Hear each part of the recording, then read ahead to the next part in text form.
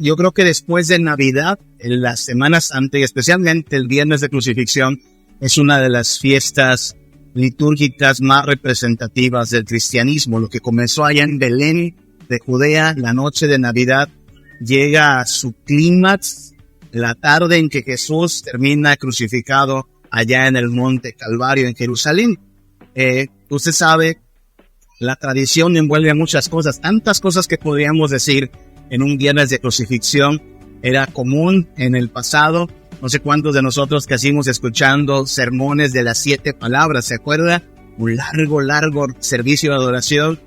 No pretendo hablar de las 7 palabras, ni tampoco de las tinieblas, que en otro tiempo también hemos hablado, pero sí creo que ayuda a dar una vista muy particular a lo que pasó aquel viernes, hablando de esto que está en sus pantallas. El título de esta tarde es Los 7 juicios de Cristo.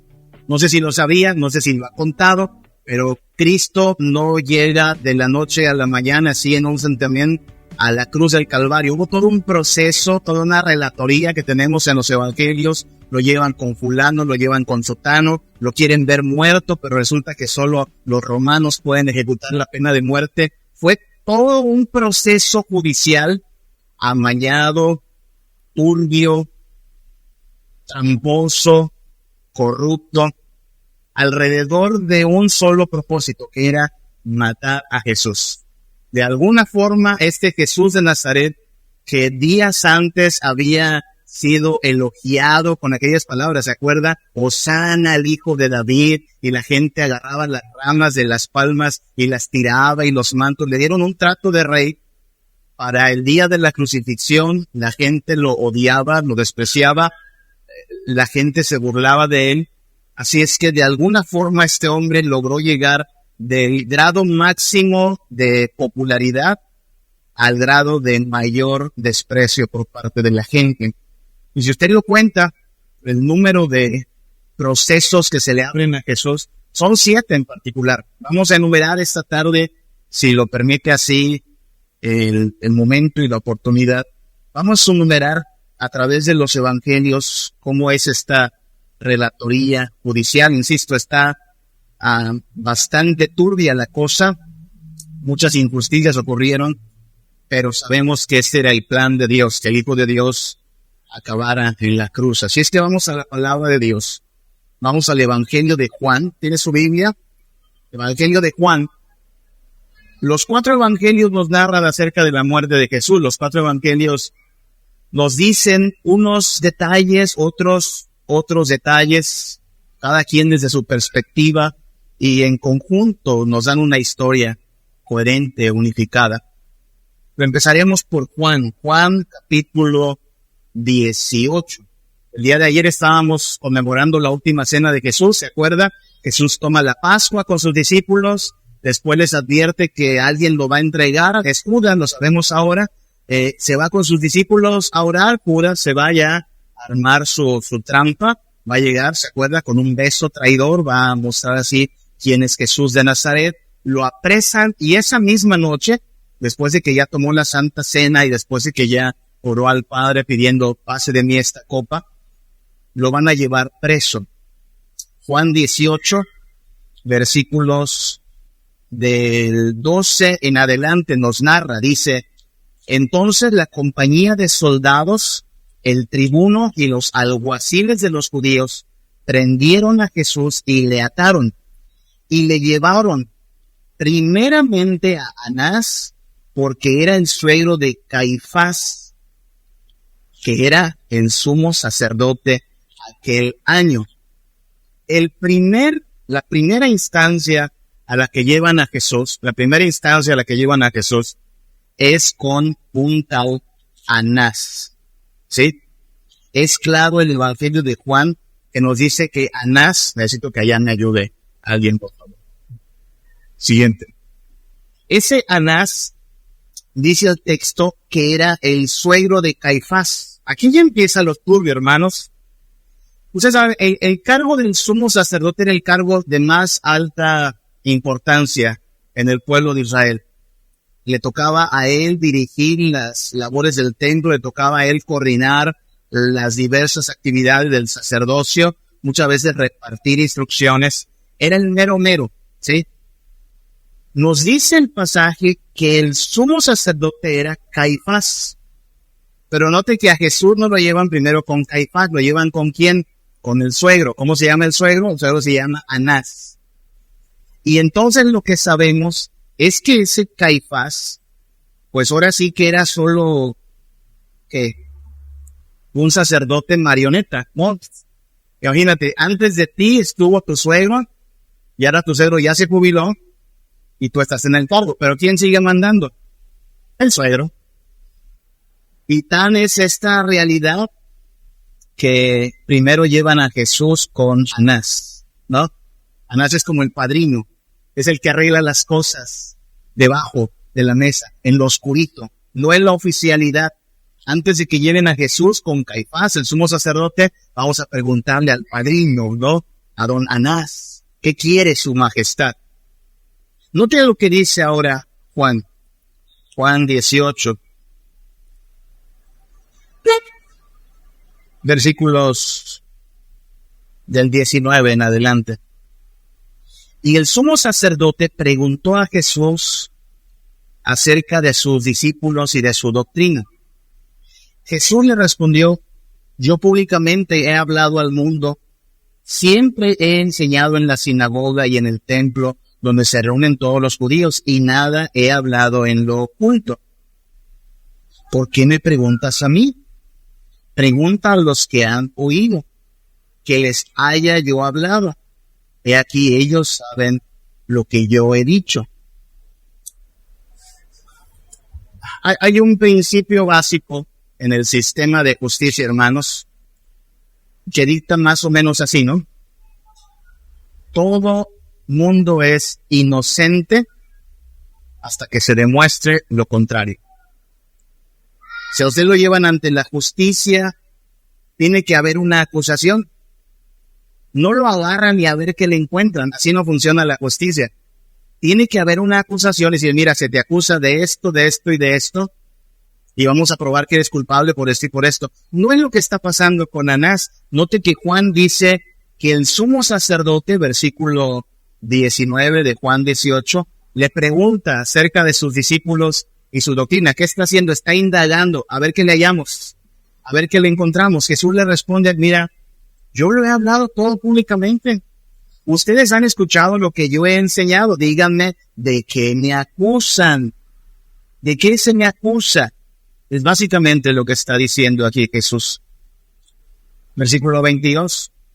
Cuando Jesús hubo dicho esto, uno de los alguaciles que estaba allí le dio una bofetada. Imagínense. No le han ni siquiera dicho de qué lo acusan, pero ya lo están agrediendo, una bofetada. Y así respondes al sumo sacerdote. Aclaración, ex sumo sacerdote. Pero aquí se da cuenta usted que el señor Anás era el mandamás. Y Jesús le respondió, versículo 23, si he hablado mal, testifica en qué está el mal. Y si bien, ¿por qué me golpeas? Nota usted cómo ya empieza desde las primeras indagatorias, desde las primeras escenas, se empieza a enturbiar la cosa. Jesús está allí, atado, lo llevaron en lo oscuro de la noche, y están viendo de qué lo encuentran culpable, y Jesús, muy confiado, dice, pues dime de qué. ¿De qué me acusas? ¿Qué he dicho? ¿Qué he hecho? Si he hablado mal, testifica en que está mal. Nosotros sabemos que Jesús no habló nada mal, hermanos. Él afirmó, yo soy el camino, la verdad y la vida. Todo lo que él habló, lo habló con autoridad, con verdad. Es sabio el que hace caso de sus palabras, es necio el que no hace caso. Y aquí en el juicio de Anás, podríamos ver que este es el juicio de la necedad, hermanos. En realidad no están evaluando si Jesús es alguien en quien se puede confiar o no se puede confiar. No están evaluando su doctrina, no están evaluando su enseñanza. ¿Cómo es el necio? ¿Se acuerdan? Según el Salmo, el necio dice en su corazón, no hay Dios. Ya tomó una decisión del necio. No quiere oír, no quiere dialogar, no quiere razonar. El necio ya se encerró y ha dicho, no voy a creer esto. Es el juicio de la necedad. no hay todavía una acusación y ya hay una sentencia. Culpable. ¿De qué? Ahí le encontramos de que habrá algo de qué acusarlo, pero es culpable y tiene que morir. En realidad, la culpa de Jesús es haber dicho la verdad. Y sabe que la verdad, como algunos dicen, la verdad no mata, pero incomoda. Y Jesús llegó a incomodar a toda la clase religiosa. Estos religiosos que se hacían ver como los inmaculados, los santos, los muy obedientes a la ley. Jesús básicamente vino y les destruyó su teatrito y los exhibió como hipócritas. Y eso a cualquiera le enchila, ¿no? Eso a cualquier religioso fariseo le molesta. ¿Quién te crees tú para venir a decirme que soy pecador, no? Y entonces, a partir de ese tipo de diálogos, Jesús se ganó el desprecio de la clase sacerdotal. Recuerde que el templo, hermano, era un negocio. Se vendían animales, se cambiaban monedas, como lo hacen hoy los bancos, con una comisión de por medio, porque en eso consiste el negocio. Y Jesús vino a desenmascarar toda esta corrupción de su época. Al ver don Anás que no podía proceder de esta forma, que no ganaba nada, entonces lo que hace es mandarle con Caifás. Siguiente, porfa. Dice Juan 18:24, Anás entonces le envió atado a Caifás, el sumo sacerdote, el oficial, ¿no? ¿Qué pasa con Caifás? Bueno, le digo, Caifás es el yerno de Anás. Es un sumo sacerdote de marioneta, ¿sí? Está para lo que diga el suegro. Muy posiblemente hasta fue puesto a propósito por el suegro. Usted se imagina la corruptela que ha de haber sido, oye, te presento a mi hija, no quieres casarte con ella, y si te casas con ella, pues tú serías el próximo sumo sacerdote, pero ya sabes, entre familia queda todo bastante bien arreglado. Vamos a un pasaje alterno, no pierda Juan 18, pero vamos a Mateo. Mateo capítulo 26. Mateo 26, versículo 57 en adelante. Dice, los que prendieron a Jesús le llevaron al sumo sacerdote, Caifás, a donde estaban reunidos los escribas y los ancianos. Mas Pedro le seguía de lejos hasta el patio del sumo sacerdote, y entrando se sentó con los alguaciles para ver el fin. Y los principales sacerdotes y los ancianos y todo el concilio buscaban, ojo con las palabras, buscaban falso testimonio contra Jesús para entregarle a muerte. ¿Nota lo turbio de esto? Ya tienen la sentencia, lo quieren entregar a muerte. Todavía no tienen el testimonio y ya tienen la sentencia. En cualquier lugar esto se llama injusticia, esto se llama corrupción. Primero presentan los testimonios, se presentan las agravantes, las causales, y de acuerdo al crimen, pues vendrá la sentencia. No es así. Aquí ya tienen la sentencia y lo que andan buscando, dice Mateo, es un falso. Ellos saben que no hay de qué acusar a Jesús. Ellos saben que van a necesitar un testigo falso, que se presente y que diga algo. Y entonces dice el versículo 60, y no lo hallaron, aunque muchos testigos falsos se presentaban, pero al fin, imagínense eso, ¿no? Al fin encontraron 2 testigos. ¿Por qué 2 testigos? La ley establece, hermanos, que tiene que haber 2 testigos en un tribunal. Usted no puede acusar a alguien solo con su palabra, debe tener un testigo. Tienen que ser 2 para que una persona pueda ser juzgada. Pues por fin, no sé qué pasó, le llegaron al precio a alguien, a 2 testigos falsos y testificaron. Y mire qué gran crimen cometió Jesús, el gravísimo crimen de haber dicho esto. ¿Qué dijo Jesús? Versículo 71. Dijo, puedo derribar el templo de Dios y en 3 días reedificarlo. Ay, qué peligroso, ¿no? Ay, qué malo por haber dicho eso. ¿Se da cuenta? Es una tontería. Ahí tiene a 2 testigos falsos que no lo escuchamos decir que puede derribar el templo y que después en 3 días lo puede levantar. Ustedes y yo sabemos a qué se refería Jesús. De hecho, lo estaba diciendo cuando estos fariseos estaban defendiendo su templo, porque ahí estaba su negocio, y Jesús diciéndoles, miren, este templo va a pasar a la historia. En 3 días lo destruyo, en 3 días lo levanto. Y se refería a su resurrección, lo que vamos a celebrar el domingo, Dios mediante. 3 días en la tumba y entonces se levanta el Hijo de Dios. Y entonces no hay nada aquí de qué acusar a Jesús.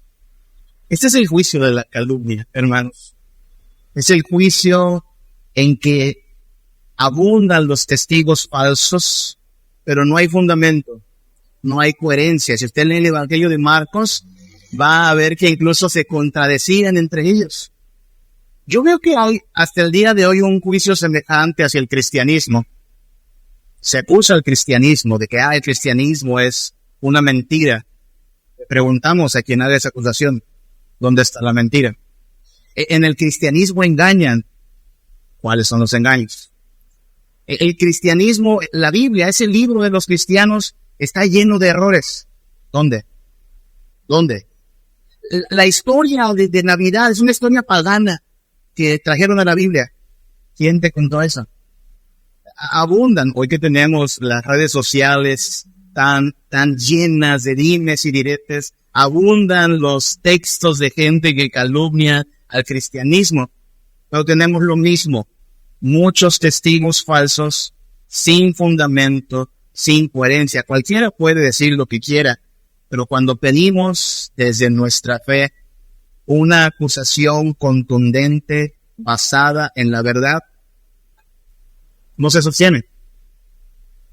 Eso es lo que me encanta del cristianismo, ¿sabe? Soporta toda clase de acusación que se le haga y se mantiene firme. Han acusado a nuestro Señor Jesús de toda clase de falsedades, han acusado al cristianismo de toda clase de males. La moda ahora es acusar al cristianismo de ser misógino, patriarcalista, opresor, ya sabe. Se va a mantener firme también ante estas acusaciones.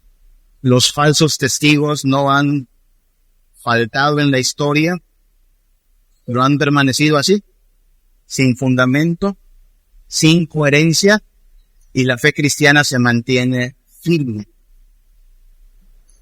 Pero así pasó entonces. Recuerde que esto ocurrió en la noche. Habrá sido toda la noche hasta la madrugada. ¿Sabe? La ley prohíbe que se haga un juicio de noche. Los juicios, está prohibido hacer juicios de noche, es injusto. El juicio tiene que hacerse de día, lo cual nos lleva al tercer juicio. Hay que darle un clic allá. Mateo 27, Mateo capítulo 27. Mire cómo dice el texto. Versículo 1. Venida la mañana, todos los principales sacerdotes, ojo con el todos, y los ancianos del pueblo entraron en consejo contra Jehová para entregarle a muerte. Ya notó cómo va. Fueron primero con Anás, que no es el sacerdote, es como le digo, el padrino, la mano que mece la cuna. Anás lo manda con Caifás, que es una marioneta, y nada más hace lo que le dice el suegro. De todo esto fue una confabulación. Nada de esto era oficial. Nada de esto fue un juicio justo. ¿Dónde comienza el juicio oficial? En la mañana, capítulo 27. Venida la mañana, a ver si se abre la sesión del Consejo de Ancianos. Porque Jesús está golpeado. ¿Quién sabe qué le habrá pasado? Ya está golpeado Jesús. Ya lo golpearon. Ya tiene algunos golpes evidentes, pero nadie dice nada. Es solo un protocolo. Note que Mateo lo dice solo en 2 versículos. Venida la mañana, todos los principales sacerdotes y los ancianos del pueblo entraron en consejo contra Jesús para entregarle a muerte. Ya está. Ya fue cocinado el asunto, ya fueron presentadas las pruebas, no eran muy contundentes, pero bueno, de algo que acusarle. Ya está la sentencia a muerte. Ni siquiera merece la muerte por eso, pero ya está sentenciado. Y le mandan hacia Pilato, dice el versículo 2, le mandan atado y le entregan a Poncio Pilato, el gobernador. ¿Qué es esto? El Sanedrín, hermanos, era este concilio de todos los ancianos, de todos los levitas. Tenían el deber de ejecutar justicia. Pero lo que estamos viendo en la mañana, según el capítulo 27 de Mateo, es solo un protocolo. Que se llene la ficha, que se cumpla el protocolo, votos a favor, mayoría, algún voto en contra, nadie, álele, vamos a matarlo. Ese es el juicio de la religiosidad, hermanos. Donde si algo se opone a lo establecido, ya está mal. Se han venido haciendo las cosas de la misma forma, no vamos a permitir que venga este Galileo a hacer cambios. Siempre igual. La religiosidad, ojo, no la religión. La religión cristiana es pura. La religión cristiana es sincera. La religión cristiana se basa en la verdad, en la justicia, en la fe en Jesucristo. La religiosidad es pura fachada. Es un disfraz. Es un maquillaje basado no en la verdad, sino generalmente en la tradición. Generalmente en las costumbres. Y vaya que las costumbres a veces hay que demolerlas.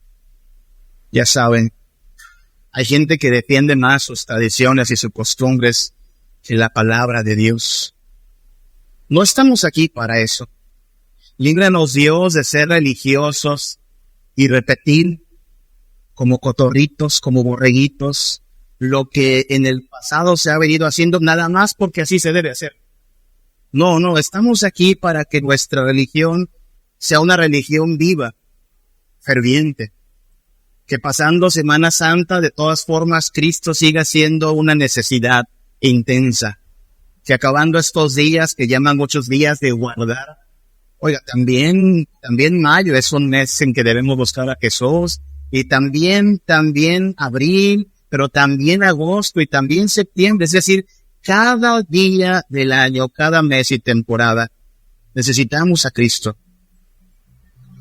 La religión cristiana debe ser un fervor cotidiano, continuo.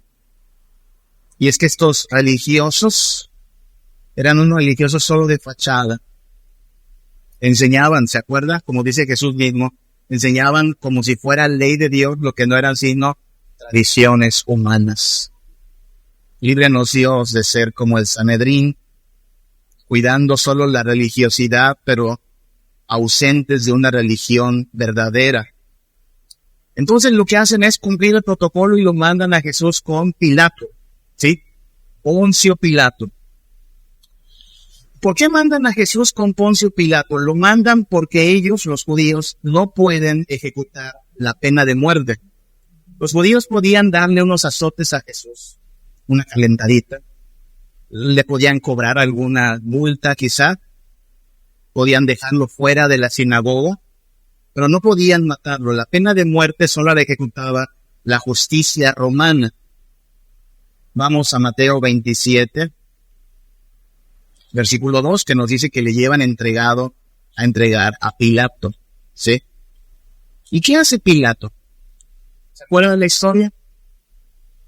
Pilato lo interroga a Jesús. Pilato ve que en realidad están exagerando los judíos. Ahí quiere un pasaje alterno. Lucas, capítulo 23. Vamos a Lucas 23. Lucas, capítulo 23. Versículo 1. Levantándose entonces toda la muchedumbre de ellos, llevaron a Jesús a Pilato. Pilato es romano, es el gobernante. Y comenzaron a acusarle diciendo, a este hemos hallado que pervierte a la nación, que prohíbe dar tributo al César, diciendo que él mismo es el Cristo, un rey. Entonces Pilato le preguntó diciendo, ¿eres tú el rey de los judíos? Y respondiéndole él dijo, tú lo dices.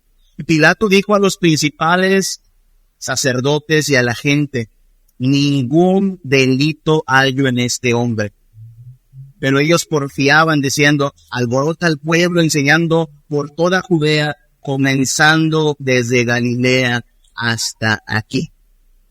Ahí tenemos a Jesús ante este gobernante romano. El gobernante romano ya tiene bien claro, este hombre no es culpable de nada. ¿Notó la frase? Ningún delito hay en este hombre. No hay delito.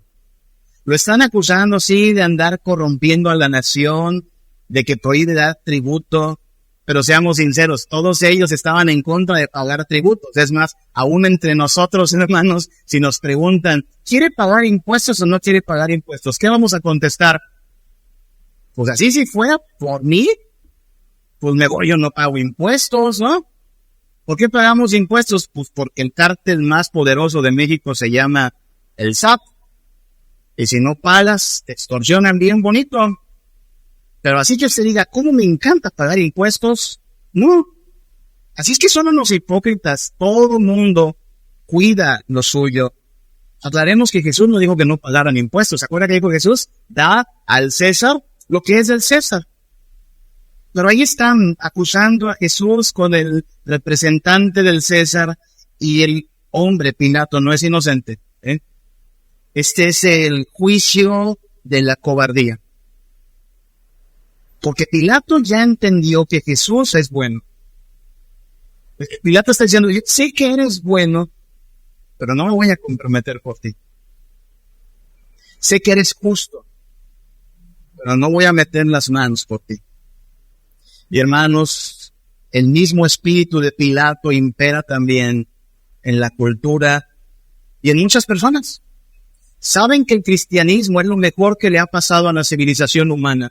Saben que el cristianismo es lo que trajo progreso a la humanidad. Saben que el cristianismo es la mejor norma de vida. Saben que Jesús es el Señor. Pero en su cobardía prefieren mejor no tomar partido. Espero que nadie de nosotros que hoy estamos aquí congregados nos portemos finalmente como Pilato cuando estamos frente a incrédulos, hermanos, amigos, familiares, compadres, compañeros de trabajo, que critican al cristianismo, que menosprecian a Jesucristo, y a veces para no comprometernos, a veces para no quedar mal, a veces para que no digan que somos fanáticos, decimos, esta boca no es mía y mejor me callo en mi fe. Ah, qué bonito lavándose las manos como Poncio Pilato. Eso es cobardía. Y no se supone que los hijos de Dios sean cobardes. No se supone que los hijos de Dios cierren la boca ante el mundo. Estamos aquí, ¿se acuerdan lo que dice Pedro? Para anunciar las virtudes de aquel que nos llamó de las tinieblas a su luz admirable. Pilato es un cobarde. Y recuerde que en la lista de aquellos que no entrarán al reino de los cielos, ahí en Apocalipsis, la lista no le encabezan los borrachos, la lista no le encabezan los afeminados, la lista no le encabezan los ladrones. ¿Quién encabeza la lista? Los cobardes. Los cobardes. Los que sabían que el cristianismo era consistente, razonable, pero en su cobardía dijeron, yo paso. Bueno, Pilato está al frente de esta lista y todo aquel que se porte igual de cobarde y no tome una decisión acerca de Cristo. Pero Pilato se va a zafar muy bien. En Lucas capítulo 23, cuando le dice, mira, desde Judea y toda Galilea, este hombre anda alborotando a la gente. Pilato dice, Galilea. Entonces, ¿es Galileo? Versículo 6, Lucas 23. Entonces Pilato, oyendo decir Galilea, preguntó si este hombre era Galileo. Y al saber que era de la jurisdicción de Herodes, le remitió a Herodes, que en aquellos días también estaba en Jerusalén. Esto me suena como cuando tengo un problema con el agua allá en mi aldea. Y llamo al agua, y no, es que aquí no es Yucatán, es en Canacín, ¿no? Entonces te mandan a Canacín porque no es su jurisdicción. Eso pasó aquí. Pilato dijo, ya la hice. No tengo por qué meterme en problemas. Este hombre es de la jurisdicción de Herodes. Mándense el Herodes siguiente. Vamos con Herodes. ¿Quién es Herodes? Pues Herodes es como el presidente municipal. Vamos a decirlo así. Está el gobernante de Roma, que es Pilato, pero le ha dado cierta jurisdicción a los gobernantes locales. Y ahí está Herodes, haciéndola de segundo al mando. Y entonces Pilato dice, pues mándenlo con Herodes. ¿Qué pasa con Herodes? Lucas 23, versículo 8. Herodes, viendo a Jesús, se alegró mucho. Fíjese, se puso contento Herodes, porque hacía tiempo que deseaba verlo. Era un admirador, al parecer. porque había oído muchas cosas acerca de él y esperaba verle hacer alguna señal. Bueno, la admiración de Herodes no era una admiración genuina. Había escuchado que este Jesús puede darle vista a los ciegos, sanar leprosos, hacer que los paralíticos salten ya repuestos, podía multiplicar el pan, alguna vez expulsó demonios, camina sobre el mar, resucita muertos. Imagínense la fama que se había hecho Jesús. Así es que ahí está Herodes diciendo, pues a ver si viene, que nos muestre algo de su poder. Versículo 9, le hacía muchas preguntas, pero él, Jesús, nada le respondió. ¿Qué tenemos aquí en Herodes? Tenemos a un hombre que quiere ver un show. Tenemos un hombre que quiere que Jesús se presente como si fuera un mago, ¿no? Que saque las cartas, que saque los conejos, que le dé entretenimiento a Herodes, que le haga pasar un rato divertido. Cuando Herodes se da cuenta que no va a conseguir lo que tiene, entonces dice el versículo 10, que estaban los principales sacerdotes, los escribas, acusándole. Y entonces Herodes con sus soldados le menospreció, le escarneció, diciéndole con una ropa espléndida, y volvió a enviarle a Pilato. Este es el juicio de la frivolidad, hermanos. Herodes, un hombre que sabemos que le encantaba la fiesta, le encantaba la vanidad. Es el juicio de la frivolidad. Solo le importaba pasarla bien y recibir un trato especial. ¿Sabe, hermanos? Hay mucha gente que se acerca a Cristo con una actitud como la de Herodes. Quieren ver un show, quieren ver el montaje de un espectáculo, quieren una palabra como esta motivacional que hoy está de moda con tanto coaching que hay. Una palabra que sea como una palmadita en la espalda. Tú vales mucho, tú eres importante, tus sueños se van a hacer realidad. Quieren pan y circo. Quieren pasarla bien, recibir un trato especial. Y saben, los mercaderes de la fe están dispuestos a hacer eso. Predicar chistes, hacer una especie de monólogo, una especie de show de stand-up. Y que la gente diga, wow, en esta iglesia hemos encontrado un buen show, un buen espectáculo. Tenga cuidado, muchos de estos hoy están hasta disponibles en las redes sociales. Hay tanto de eso en las redes sociales. Y la gente cada vez más espera que Cristo sea una fuente de entretenimiento, de apapachamiento, y que la iglesia sea una promotora de esta clase de experiencia de consumo. No queremos hacer eso en Príncipe de Paz. No hemos venido esta tarde por una experiencia de consumo. Experiencia de consumo es ir al cine. Experiencia de consumo es ir al béisbol. Experiencia de consumo es ir de compras. No hemos venido sino a reconocer, a afirmar que Cristo es nuestro Señor, que nuestra fe está en Él y que no necesitamos ni siquiera ver una señal. La cruz del Calvario, su muerte en la cruz, es suficiente para que nosotros estemos gozosos, alegres, confiados. Gracias, Señor, por tu muerte y tu sacrificio eficaz. Por esa sangre tenemos perdón. Por esa muerte somos libres de la ira del infierno. Líbranos, Dios, de ser como Herodes, de esperar ver algo de show para decir, wow, el cristianismo me convenció. Líbranos, Dios, de ser la iglesia que piensa que hay que aderezarle a esto algo de chistes, algo de activismo, algo de eventos para que a la gente se le antoje conocer nuestro evangelio. No, Señor, esto ya es palabra de vida. Esto ya es mensaje de salvación. Lo sostendremos, lo afirmaremos, y cuando la gente no lo haya entretenido, importante, prioritario, el problema no está aquí. El problema está acá, en el corazón. Esa gente necesita que el Señor traspase su corazón, taladre su entendimiento para que entonces diga, pues sí, es a Cristo al que necesito. No un circo, no un teatro, no una experiencia de consumo. Líbranos, Dios, de ser frívolos como Herodes. Herodes entonces lo manda a Pilato. Pilato ya tomó la decisión. Pilato no quiere meter las manos por Jesús. Así es que Pilato va a hacer una especie de consulta popular aquella tarde. Lucas capítulo 23 nos dice cómo Pilato entonces expone a Jesús ante la gente. ¿Se acuerdan la historia? Incluso les da a escoger entre un tal Barrabás y Jesús. Y oh sorpresa, terminan escogiendo a Barrabás para que sea liberado. Y entonces, Lucas 23:24 dice así: entonces Pilato sentenció que se hiciese lo que ellos pedían. ¿Qué dice el pueblo? ¿Qué dijo el pueblo? Crucifícalo. Ya está, el pueblo sabio ha hablado. Así es que entregamos a Jesús al pueblo. Ese es el juicio de la popularidad. Si usted le cae bien a la gente, si usted le cae bien a la mayoría, usted sale bien librado. Es la idea de que si nos sumamos a la mayoría estamos bien, porque por favor, ¿a poco podría la mayoría estar equivocada? ¿A poco podría la mayoría no tener la razón? ¿No ese es el principio de la democracia, que la mayoría siempre tiene la razón? No. Jesús mismo lo dijo una vez, ¿se acuerda? Miren, entren por la puerta angosta. Hay una puerta espaciosa. Por ahí muchos van. La mayoría va por ahí. Hay una puerta angosta. Pocos van por ahí.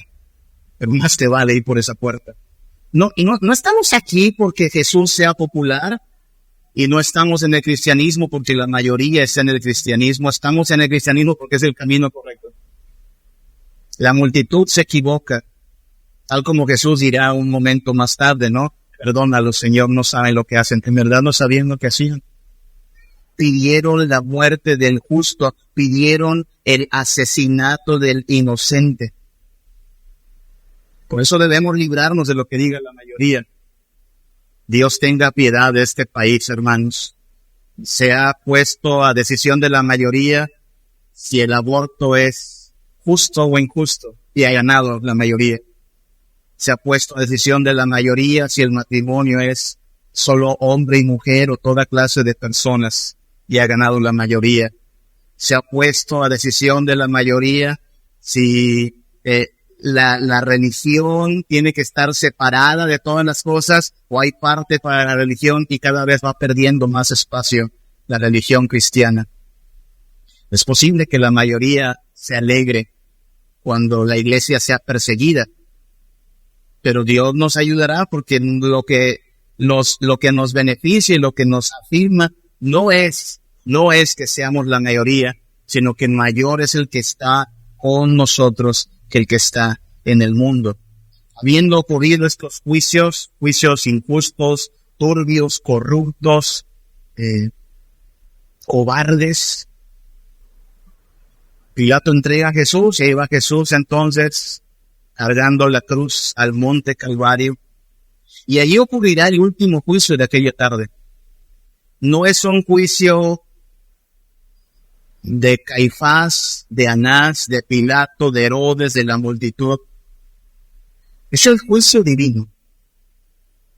Lo que ocurrirá en la cruz del Calvario es el juicio de Dios sobre el inocente. Dice en Mateo 27, versículos del 45 en adelante, que hubo tinieblas. ¿Ha visto eso en el relato? Hubo tinieblas aquella tarde. Unas tinieblas que no eran naturales, porque eran tinieblas desde la hora sexta. ¿Sabe cuál es la hora sexta? 6, 7, 8, 9, 10, 11. Las 12 del mediodía. A las 12 del mediodía no hay tinieblas, hermanos. De las 12 del mediodía a las 3 de la tarde hubo tinieblas. Si usted leyera todos los libros proféticos, se va a dar cuenta que cada vez que Dios dice que hay juicio, hay tinieblas. Así es que las tinieblas representan una cosa: Dios está descargando su juicio, pero lo está haciendo aquella tarde sobre el Hijo de Dios. Lo sabemos porque ahí en Mateo 27, la última expresión que nos da Mateo 27 acerca de Jesús, versículo 46, es: Dios mío, ¿por qué me has desamparado? Lo que está ocurriendo en la cruz es que el Padre está maldiciendo al Hijo cargando sobre él el pecado por nosotros, hermanos. Hace poquito más de 2000 años, aquella tarde, el Dios Santo lo que dijo es: voy a hacer que tú, hijo mío, pagues la deuda de todos los que quieres salvar. Porque la justicia de Dios funciona así, hermanos. La misericordia no es un derecho.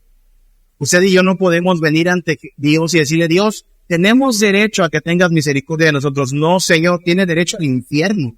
Eso es lo que se merece. La misericordia no es un derecho. El Hijo quiere darnos misericordia, pero le va a costar su vida, su sangre, su muerte. Porque según la Biblia, sin derramamiento de sangre no hay remisión de pecados. Así es que después de que Anás y Caifás se han portado de lo más corruptos, ese Pilato ha sido bien cobarde, la gente ha respondido neciamente, Dios está ejecutando el último juicio aquella tarde, el séptimo de esos juicios, y este es un juicio en realidad justo. Va a haber una transacción, un pago. ¿Cuánto te deben? ¿Cuánto te deben? Todos esos que quiero salvar, pues deben una estancia en el infierno. Ok. Déjalo caer aquí, sobre mí. Pero eso significa hacerte pagar como si tú fueras el malo. Sí, trátame a mí como los deberías tratar a ellos. Es lo que ocurrió en la cruz, hermanos. El Hijo de Dios fue tratado como si fuese con nosotros, maldito, molido por nuestros pecados, acusado de todas las cosas que usted y yo hemos hecho para librarnos por este glorioso intercambio de la ira, del infierno, de la muerte y la destrucción. Y entonces ocurre lo que celebramos no solo Semana Santa, sino día a día. Que Cristo nos redimió de la maldición, hecho por nosotros maldición. El justo por los injustos, para llevarnos a Dios. Hermano, eso es lo que nosotros celebramos día a día, ¿sabe? Estamos en pie por la misericordia de Dios, estamos en pie por la gracia de Dios. Merecíamos las brasas del infierno, merecíamos la destrucción eterna, y en vez de eso el Hijo dice: no los mandes al infierno. Descarga el infierno sobre mí, para que ellos sean libres de la ira. Lo que celebramos esta tarde entonces es, hermanos, que hay redención en Cristo Jesús. No estoy aquí para decirle que Dios le va a hacer millonario, que Dios le va a sanar su enfermedad, que su negocio va a prosperar. Hermano, todo eso, si Dios quiere hacerlo, amén, que lo haga, ¿no? Pero ya lo dijo Jesús mismo: ¿de qué sirve al hombre si ganase el mundo y termina perdiéndose su alma? Lo que tenemos en Cristo es mucho más que algo temporal. Lo que tenemos en Cristo es salvación eterna, amor completo, dicha plena, resurrección asegurada, cielos nuevos y tierras nuevas por herencia. Así es que tenemos en Cristo Jesús, por su muerte, por su llaga, salvación. Y esto no se puede celebrar solo una tarde de un viernes. Eso lo tenemos que celebrar incluso hoy antes de ir a descansar. Y mañana, hermano, cuando despertemos, digamos: ¡ay, es otra vez la vida normal! Pues en esta vida normal, Cristo es el que nos sostiene. Y así avancen los días, y así nos hagamos ancianos, y así enfrentemos las horas de la angustia. Hermanos, la cruz de Cristo será suficiente para afirmar nuestra fe. El que tiene al Hijo tiene vida eterna. El que tiene a Cristo lo tiene todo. El que no tiene a Cristo, bueno, aunque lo tenga todo, en realidad no tiene nada. Necesitamos mirar a Cristo todo el tiempo, lo dice el autor de Hebreos, ¿no? Puestos los ojos en Cristo, el autor y consumador de la fe, todo el tiempo, y correr esa carrera hasta que Cristo venga o Cristo nos llame. Hemos de buscar al Señor, porque Él es el todo en todo, nuestro todo en todo. No solo hoy lo celebramos cada día de nuestra vida.